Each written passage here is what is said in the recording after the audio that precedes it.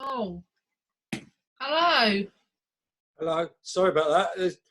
There's new Zoom's got slightly different technology. Yes, I updated it last night. Yeah, you under participants, you have to issue the invite, Yeah. and then in in the top right it says you've been invited, and it had waiting against you, and I didn't realise that's where I had to click to accept you in. So yeah, That's why I've been sitting here for about 3 minutes doing nothing. yeah, which you're not Okay. used to, of course. Yeah, yeah. So it's episode 18. It's Good Friday, the 10th of April. It's a lovely sunny day. Looks like it's going to be a warm one. How are you Yeah, feeling? What's your mood? I feel pretty okay. I've just watched something very sad though. Yeah. It was about a girl who had a tumor, two tumors on her face, and they operated, and she came through. It was horrendous, the operation. I mean, it was like having a bag of sugar on your face. It was terrible. But she only lived a year after, so it is very, very sad. She had a young child, and they were in South Africa, and she had to come over here to have the operation. And I just think, oh my God, so, sometimes there are life hits you right between the eyes, and this was literally because that's where the tumor was. Yeah. Yeah. Oh, well, don't get too down about it. I mean, I've had some. I'm not down. I just feel sad. You know, life can be cruel. That's all. I know. I was going to say one thing I'm conscious of is on the news. There's people around my age and your age, well, you're a bit older than me, who are suffering with this coronavirus quite badly. And you know, when we started out on this little, oh, I was going to say escapade, but Challenge. Call it a challenge. challenge. Yeah, it was all about vulnerable people and the very elderly. But now it seems to be, you know, people in their 50s struggling and yeah, quite serious. You know, so I don't think it discriminates what age you are. I think you know, once the analysis is done after this is all over, I think you'll find that there's a wide range of people. I mean, you hear stories of, you know, the 20-year-olds getting it as well. They're not immune, so why would you think that you were? I mean, everybody should be treating this as serious and sort of like keeping away from it. But I agree with you that it is quite scary when you hear someone who's very similar age to you coming out of hospital and you're thinking,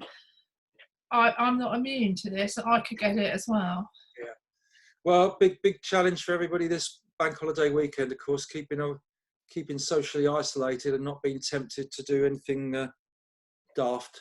'Cause, Well, the good thing is that the majority of the food shops are going to be shut on Sunday, so there's no excuse to go out shopping. So you can't go out shopping on Sunday.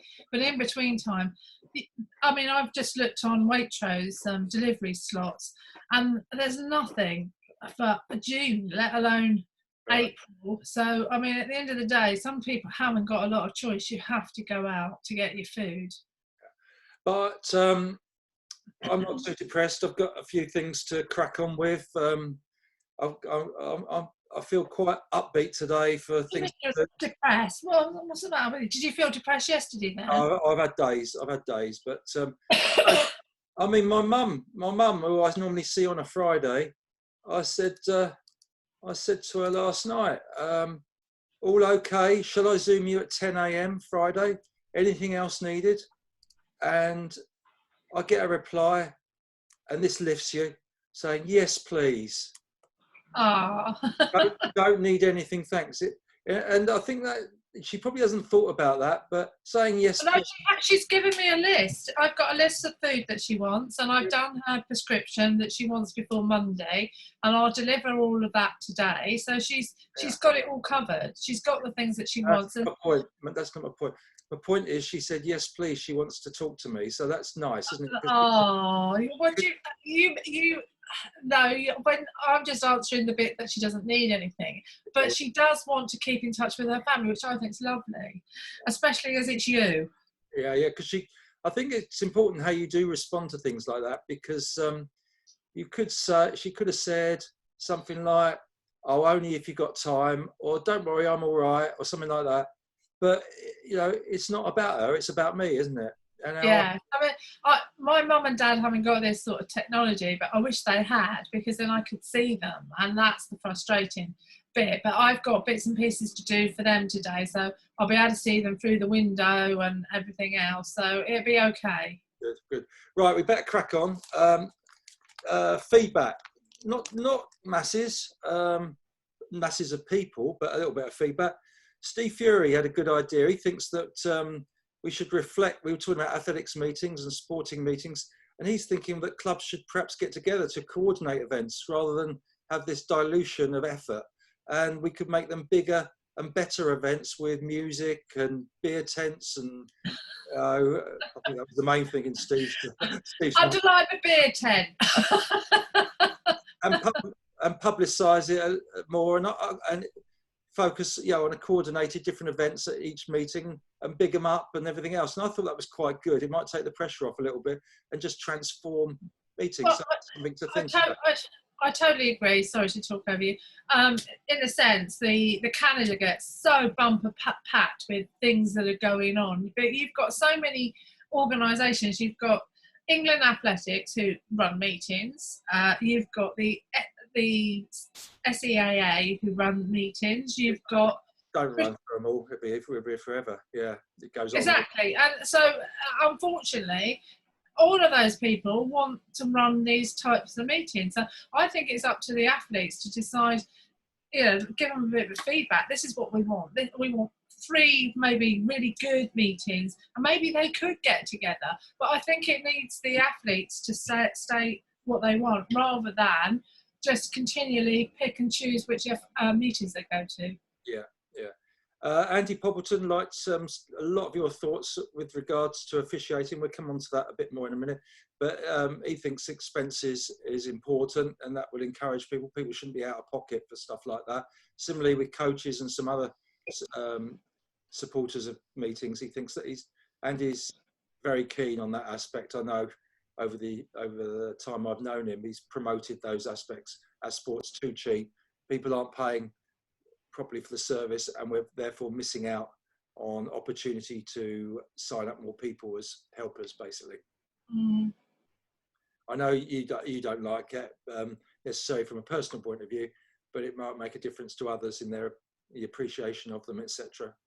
Well, we do get paid expenses, especially when we go to the big meetings, etc. But I don't do it to get my expenses paid. Maybe I'm the exception to the rule, etc. I don't know. But from my point of view, it is nice to get your travel allowance or whatever you want to call it. But I was thinking more sort of long term, to have sort of like be able to pull the youngsters in, because they need to, if they want to do something, they need to have some money. And how are they going to do that unless you pay them? That was my thoughts, really. Yeah. Okay. Grazia from Italy, or she's in the UK. She's British passport, don't forget. She's spoken to her parents in Italy, and they do feel that Northern Italy is improving gradually. So that's really good news. A bit worried about the amount of activity in Rome and around, where there's more marketplaces and things with people congregating, etc. So yeah, watching out for developments there. But the same message I think as the UK, Italy, don't take this for granted if things are slightly plateauing, etc., because it could easily backfire on us, I think. Especially as Italy have been hit so hard. I mean, it's been devastating to know how many people have died. It's just terrible.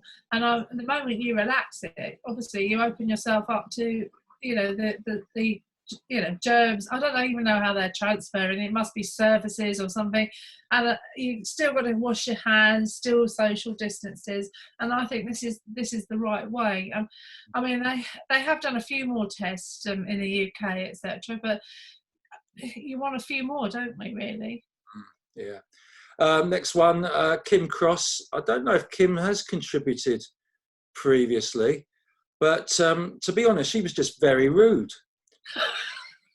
Oh, you mean somebody is telling you how it is as opposed to how you want it? I went for my 3rd walk this week, on my own. Not the same day though. Let's put this right out there. It was not the same day. This is like the third walk over the week. Yeah, third walk over the week, and she cycled up close behind me and was just rude about the pace I was going. She called it a dawdle. And, I mean. And she was very sympathetic to how I was, because you mentioned that I always frog march off, but Oscar doesn't walk that fast, hence the reason why you were that slow, let's be honest. So But you just tell the viewers how fit I really am. well, I have no idea, to be quite honest with you. You usually sit on the chair most of the time, all day. So how do I know how fit you are? You do go in the gym, you do about an hour, and then you come out, and then How you many just days a week? How many days a week? 7 if you can, but There you sometimes go. 6. All right. That's it, Kim Cross. Right. Thumbs up to you, King Cross. You sort him out. Yeah, didn't like it when I came back and said there was an old boy with stabiliser in his bike right behind her. He shouldn't have been that close, to be honest. But No, she didn't know what he was doing. Anyway, cycling like this up. Yeah, That comes on a point that I wanted to make. I was out walking Oscar yesterday, and this man, I stepped to the side, and he just would not keep 2 meters distance. He just kept his line, and there was plenty of room on the other side, and it's annoying. You think, go away, man, and you want to tell them, but I had to hold my tongue. I mean, normally Steve Fury will pick up on this. I don't hang back, but I did that day, yesterday. Yeah, I think that's right. I mean, why that bloke wanted to cycle so close to Kim with all her sweat and God knows what flying back at him. You know, it's. You stop being rude. You mustn't be rude back. That's retaliation. So pack it in. And then Hubert from Canada came in this morning because of the time difference, and commented that he's a little bit concerned about Oscar the dog. If we're around more than ever, we might just be annoying him a little bit, and he probably wants a quiet time. But I think he does get his quiet time, doesn't he? So he is all right. To be quite honest with you, we're not round. I mean, I'm more around, but you're not necessarily more around than you normally would be, because you're normally here. And so I don't think he's getting annoyed with you. I just think he's very naughty. Yeah. Right. Officiating now. I've got some hard. I thought about this, and I thought, right, we're going to get into this. Well, it's topical. I've got some hard-hitting, quick-fire questions. Don't want to be too long on this, but I'm going to delve into your officiating. Okay. When did you start officiating in athletics? Well, I qualified in 2006 as a level 3, so I was probably doing it for about 3 or 4 years before that. I can't remember. Okay, so what's that? Best part of 20 years, yeah. What, very briefly, what sort of jobs have you done? Well, it varies. I mean, you do photo finish, you do clerk of the course, which is making sure that the track is clear and there's putting hurdles out, checking hurdles, etc. That's clerk of the course. Yeah. Making sure bells are there and brake line is sort of sorted out, etc. It's and relay battens and things like that. It's the basics, knowing the basics. Also knowing if you're like doing a I don't know, steeplechase, that everything's in the right place. People know when the start and the finishes are, etc. Just making sure that the right barriers go out. Nothing more than that. And then really it's about taking the results, making sure that you get the times, taking them back to photo finish to get, that they deal with the results, etc. And then it's umpiring. It's making sure that people are doing what they should be doing, running between the lines as opposed to on the lines, especially around the end. I mean, doesn't matter about the straight, but that's it in about a nutshell. Not very much really. Quite involved, yeah. What's the most nervous you've ever been before an event or during an event? I suppose when I did the Worlds, I didn't do the Olympics because you had to sign up for 6 weeks, and I couldn't do that. I just couldn't because I've got my mum and my dad and everything else. So I decided To be away from me for 6 weeks. Come on, that was the truth. well, that was an attraction, but then I thought, oh, how's he going to cope because he can't cook? So at the end of the day, I decided not to do that. So I did the Worlds instead, and I suppose turning up the first day, not knowing, I mean, it's a massive organisation. You have to go and get your accreditation, and then you have to go then and find your kit, and then you try your kit on and nothing fits, and then back, you know, even my shoes didn't fit. You order the same size, things like that. And I was like thinking, I'm going to look like the right scruffy. But this is Dave Atkins' point. I'm going to look really scruffy because I'm not going to match anybody. But eventually we all sorted it all out. We managed to sort it. But it was horrendous. And I think that really did make me quite nervous about doing something. But I'm usually pretty able to sort of like speak to people, etc., make conversation. I always, when I go into a room, I try and smile and say hello. I make a point of that, and people then find that you're approachable, so they will talk to you. So the nerves dispense quite quickly. So I can't say that but I can remember thinking probably at one of the Easter meetings that we haven't got enough people, we're going to be really struggling, and that puts me on edge. Really, it's about, I think it's about, you know, feeling comfortable with what you're doing, etc. So what colours did you have to wear at that World Championships then? What are you laughing at? not my favourite colour. I never wear anything pink, clothes wise. Pink lipstick, fine. Pink clothes, no. It's always been a no-no. Since I was a little girl, I never liked pink. So pink was the colour, Right. and it was a sort of like a cerise pink, but nevertheless it was pink. Oh dear, and the blokes, everybody, yeah. Everybody, we all wore the same kit. All right. And of all the athletes you've met, I mean, you can go at club level, but who are the nicest athletes? But I'm talking about well-known, really. But you know, pick one out. Who's the most pleasant? I was in call room in one of the meetings at the Stratford Stadium, and I think probably Dina Asher-Smith is probably one of the nicest athletes coming through call room. She's very polite. She does exactly what you want. And then you've got other, I'm not naming them all, but then you've got other athletes who want to go and do stretches, and they move out of the allotted place that they should be, which is so annoying because you've got other people coming in. They don't understand the mechanics of what you're trying to do. You're not trying to be awkward. You want to keep them in the same place because you've got to move them all out at the same time. And so it's a little bit of that. Give us a clue then. Don't name, give us a clue and see if the viewers can have a guess. Who's the most awkward? One was female and one was male, but then it could be that they're just having a bad day and they're not thinking that they haven't got a kit or whatever. No, I'm not going to do it because people will. If I describe them, they will know immediately. So no, I'm not doing it. I told you there's the big questions I will not ask. Yeah, okay, that's fair enough. Yeah. Any big decisions that you've had to make? What's the biggest decision you've had to make at a big, one of the big promotions? Any? Well, when you're at a top level meeting, you're part of a team. You just report what you see. Have you queued a big team in the medal chance? Have you been personally involved in that?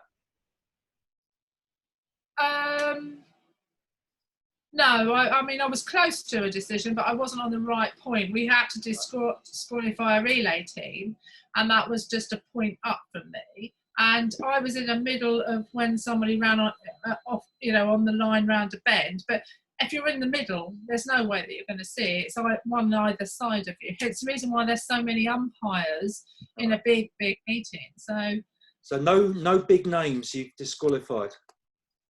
No, and I wouldn't, because it's not up to me. You report what you see. And then you have like a team leader who then radios through to the referee, and they decide what's going to happen. And then in a big meeting, you have to go to video review and look and see if they actually did what you're reporting. So any horrendous experiences apart from your? I haven't really had any horrendous experience. I've been really lucky. I get on with a lot of the officials, etc. I know them, and they're a nice bunch. And I think if you get to level 4, most of them are pretty switched on and like-minded, so that makes it really easy to work with. Why did you start doing it? Well, I think I was, I've always been interested in track and field, and a friend of mine, Ray Clark, said, "Come along and have a go." And I just got hooked, and because it gave me something to do. I mean, I remember being at an SAL when you were competing, and I was just sitting there for God knows how many hours, just hanging around. So I thought, well, I might as well make better use of my time rather, and so that's what I did. And what would your advice be of anyone thinking of getting involved in sports officiating? If that's what you want to do and you're determined to do it, you will achieve it, because it is about determination. You've got to drive it. It's a bit like being an athlete. There's no good me saying, "Oh, you're really, really good, come along and start competing," etc. If they don't want to do it, they'll never do it. So a lot of the officials are really keen. They want to help. They want to make the sport better. They do get bashed back occasionally, or you meet somebody who you think, "God, that's a dinosaur. Where did that one come from?" But at the end of the day, most of us want to bring the sport on. We want to change it and make it better. Good. Well, good for you. Right, I think that will do for now. I haven't got any more questions, so I hope you have a good day and we get a bit of feedback on that one. I think that's done officiating now. We don't have to bring that up again. I don't think we've touched that subject again. I mean, I do it because I love it and I enjoy doing it when I'm there, and that's it. But sometimes it can be difficult, and anyone who's thinking about it, there's lots of other little things that they're going to do, but always give it a go. Have a look at it, see if you enjoy it. Yeah. And if you're involved in a meeting at Tunbridge, they might get nice cheese straws, mightn't they? Yeah. Don't know about that. I'm not sure I'm going to make any. See you later, Dave. Bye. Yeah. Bye.